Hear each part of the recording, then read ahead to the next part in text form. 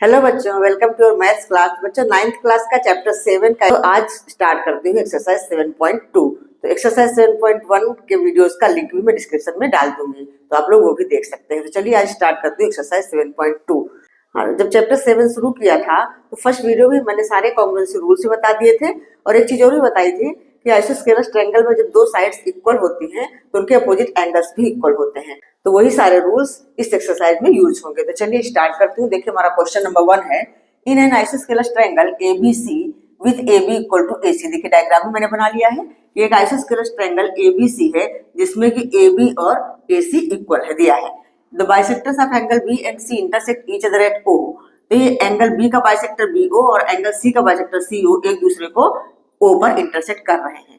तो हमें शो करना है कि OB इक्वल टू OC। तो हमें ये बताना है कि OB और OC आपस में इक्वल है। और दूसरा, AO बाइसेक्ट्स एंगल A, मतलब ये AO जो है ये इस एंगल A को बाइसेक्ट करता है, मतलब ये दोनों पार्ट इक्वल होंगे, ये हमें शो करना है। ठीक है, हर क्वेश्चन में आप लोगों को बताती हूँ। सबसे पहले गिवन लिखते हैं, जो क्वेश्चन में होता है वही लिख लेते हैं, फिर टू प्रूफ में प्रूफ क्या करना है क्वेश्चन में मिल जाता है। उसके बाद फिर हम प्रूफ स्टार्ट करते हैं। देखो, गिवन क्या है, AB equal to AC question में दिया हुआ है, और ये भी दिया है ना, bisector of angle B and angle C intersect each other at O। तो मैंने यहाँ पे लिख लिया है BO bisects angle B, CO bisects angle C। हमें प्रूफ क्या करना है, नंबर 1 प्रूफ करना है OB इक्वल टू OC, और दूसरा AO बाइसेक्ट्स एंगल A। तो चलिए अब प्रूफ स्टार्ट करते हैं। हाँ, तो देखिए इस पे प्रूफ करेंगे। पहले आप लोग समझ लो डायग्राम में। देखो, ये दिया है इसमें कि AB इक्वल टू AC। तो हम जानते हैं कि angles opposite to equal sides are equal. That means ये हमारा पूरा एंगल B जो है इस एंगल C के इक्वल हो जाएगा ना। ये यूज करेंगे भी, क्वेश्चन को सॉल्व करेंगे। तो चलिए सबसे पहले हम प्रूफ में यही लिखते हैं, जो गिवन है वो पहले लिख लेते हैं। हाँ बच्चों, तो देखिए प्रूफ में हम क्या करेंगे, पहले जो हमें गिवन है वो हम लिख लेते हैं। देखो, हमें ये पता है कि AB इक्वल टू AC, ये हमें क्वेश्चन में ही गिवन है। ठीक है, अच्छा, तो AB इक्वल टू AC है तो हमारा ये वाला angle B equal to angle C हो जाएगा, पूरा एंगल ABC। हम लिख सकते हैं angle ABC equal to angle ACB लिख सकते हैं। इसका रीजन क्या है, angles opposite to equal sides are equal. Angles opposite to equal sides are equal.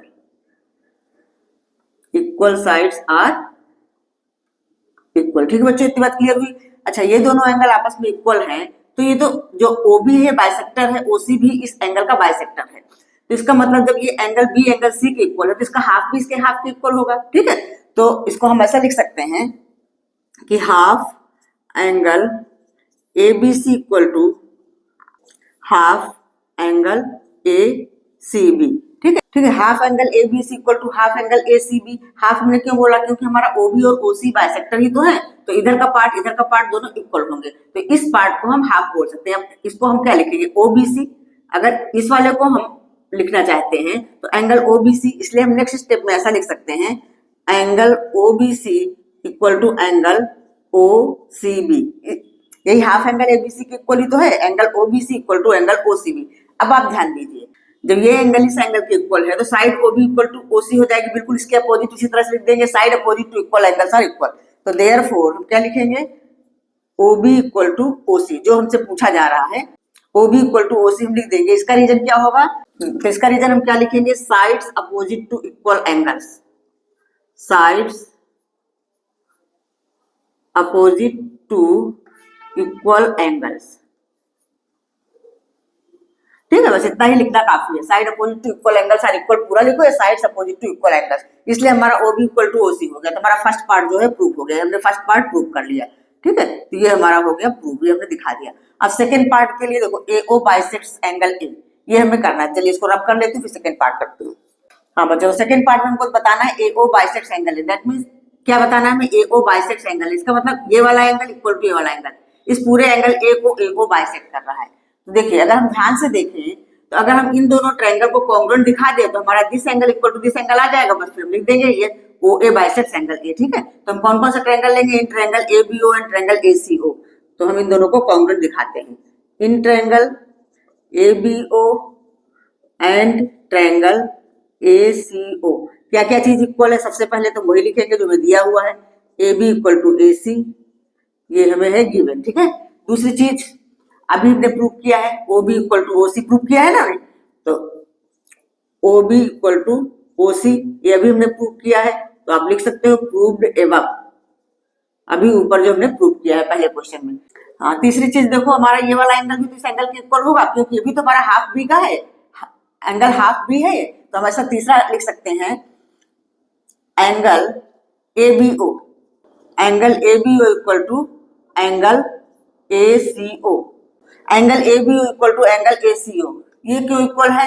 क्योंकि ये है half angle B equal to half angle B equal to half angle C. ठीक है, तो ये वाला एंगल इस वाले एंगल इक्वल हो गया। तो by side angle side rule, तो हम लिख सकते हैं बाई एस रूल, हमारे triangle A B O is congruent to triangle A C O. ये दोनों ट्रायंगल हमारे कॉन्ग्रुएंट हो गए। तो देयरफॉर बाय सीपीसीटी, तो हम लिखेंगे बाय सीपीसीटी दिस एंगल इसका नाम क्या देंगे हम? Angle BAO, angle BAO equal to angle CAO, मतलब ये वाला एंगल इस वाले एंगल के इक्वल हो गया।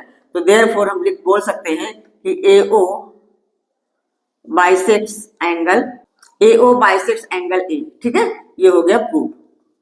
ठीक है बच्चों।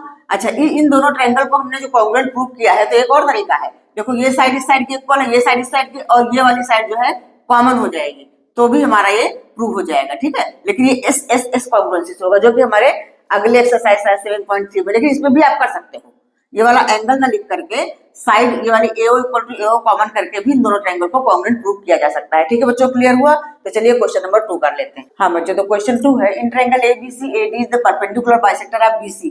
ये ट्रायंगल ABC है, इसमें AD जो है परपेंडिकुलर भी है, मतलब 90 डिग्री का एंगल बना रहा है, और BC को बाइसेक्ट भी कर रहा है, that means BD equal to DC। ये हमें दिया हुआ है। तो हमें प्रूव क्या करना है? Show that triangle ABC is an isosceles triangle in which AB equal to AC। तो हमें प्रूव करना है कि ट्रायंगल ABC एक आइसोस्केलस ट्रायंगल है, जिसमें कि हमारा AB इक्वल टू AC हमें शो करना है। हाँ, तो ये क्वेश्चन काफी इजी है। देखो, इन दोनों साइड्स को इक्वल दिखाने के लिए हम ट्रायंगल ABD और ट्रायंगल ACD ले लेते हैं, इन दोनों को कॉन्ग्रुएंट हम दिखाएंगे।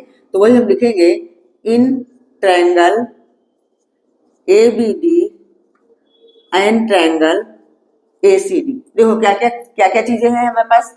एक तो ये है 90 डिग्री का एंगल, अगर ये 90 है तो इधर वाला भी 90 होगा, परपेंडिकुलर है ये, तो दोनों साइड के एंगल 90 होंगे। ठीक है, तो सबसे पहले चलिए हम ये लिख लेते हैं, angle ADB equal to angle ADC। क्या लिखेंगे? Angle ADB equal to angle ADC। ये हमें गिवन है ईच 90 डिग्री। ठीक है, ये हमें गिवन है, क्या है? परपेंडिकुलर है, इसलिए हम लिखेंगे ईच 90 डिग्री गिवन है। अच्छा, दूसरी चीज BD इक्वल टू DC, ये भी गिवन है, देखो गिवन में मैंने लिख रखा है। हाँ, तो दूसरी चीज क्या लिखेंगे हम? BD equal to CD। दूसरी चीज हो गई BD इक्वल टू CD, ये भी हमारा आ जाएगा गिवन में। अच्छा, तीसरी चीज AD हमें दिख रही है, कॉमन है यहाँ पे, तो हम लिख लेंगे AD इक्वल टू AD। ये क्या है? कॉमन। ठीक है, तो ये हमारे दोनों ट्रायंगल कॉन्ग्रुएंट हो गए ना, कौन सा रूल से? By side angle side rule से। तो by SAS triangle ABD is congruent to triangle ACD। ठीक है बच्चों, SAS रूल से कॉन्ग्रुएंट हो गए। जब कॉन्ग्रुएंट हो गए तो बाय CPCT हमारा AB इक्वल टू AC हो जाएगा। तो therefore by CPCT AB equal to AC, यही हमें प्रूव करना था, AB equal to AC। So ABC is an isosceles triangle. तो ये भी हम लिख देंगे, सो ABC is an isosceles triangle। ठीक है, क्लियर? तो चलिए थर्ड क्वेश्चन कर लेते हैं।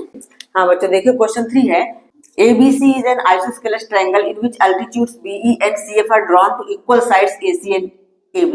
ये हमारा ABC ट्रायंगल जो है आइसोस्केलस है, और इसकी साइड AB और AC इक्वल है, और इनमें अल्टीट्यूड ड्रॉ की गई है, BE ड्रॉ की गई है AC पर, और CF ड्रॉ की गई है AB पर। तो हमें शो करना है कि these altitudes are equal, that means हमको BE इक्वल टू CF दिखाना है। तो देखो, जो गिवन है वो मैंने लिख लिया है, AB इक्वल टू AC, और BFC angle equal to angle CEB 90 degree, क्योंकि अल्टीट्यूड का मतलब होता है 90 डिग्री का एंगल बनाती है। अल्टीट्यूड और परपेंडिकुलर बिल्कुल सीधे होते हैं, 90 डिग्री का एंगल बनाते हैं। तो चलिए अब प्रूफ करते हैं हम। तो देखिए, प्रूफ में हम कौन से दो ट्रायंगल लेंगे? ये वाले दो ट्रायंगल ले लेते हैं। कि देखो, रेड से मैं बाउंड्री कर देती हूँ उसकी, तो पता चल जाएगा। ये वाला ट्रायंगल क्या नाम है इसका? BFC, और दूसरा ट्रायंगल ये CEB, ये वाला ट्रायंगल ले लेते हैं। ठीक बच्चों, in triangle BFC and triangle CEB क्या क्या इक्वल है? देखो हमारी ये side AB equal to AC है, इसलिए angle B equal to angle C हो जाएगा। ठीक है, सिंगल नेम भी हम दे सकते हैं इसका। तो हम लिखेंगे angle B equal to angle C। Single name दे दो या एंगल FBC लिखो इक्वल टू एंगल ECB जैसे लिखो। क्यों है? क्योंकि ये AB इक्वल टू AC है, तो इनके अपोजिट एंगल्स हैं। Since AB equal to AC, since AB equal to AC और हम जानते हैं कि angles opposite to equal sides are equal, तो हम क्या लिखेंगे? Angles opposite to equal sides are equal.